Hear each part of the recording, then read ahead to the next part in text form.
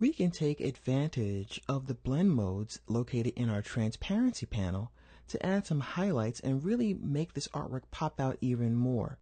So what I'm going to do is I'm going to grab my pen tool and I'm simply going to create a zigzaggy pattern that a lot of people like to put in their Illustrator artwork.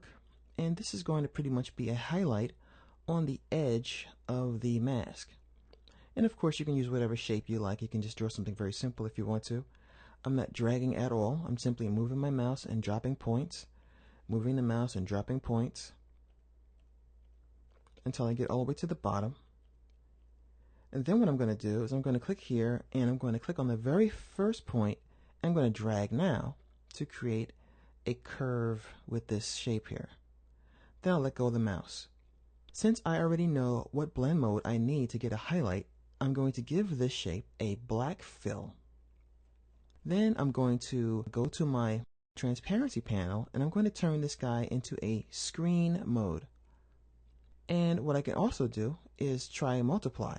But what you want to do when you're creating these kinds of things is you want to first of all determine whether you want to have a highlight or a shadow. So since we're going for highlight, screen is going to give us a nice effect. Then I can drop the opacity down of that effect quite a bit just to get a little feel of a highlight coming from the sun behind the mask itself. And that adds just a little bit more dimension to the artwork as opposed to it just being flat.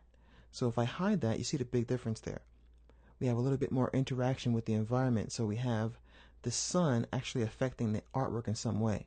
Of course, I should rename this layer Highlights.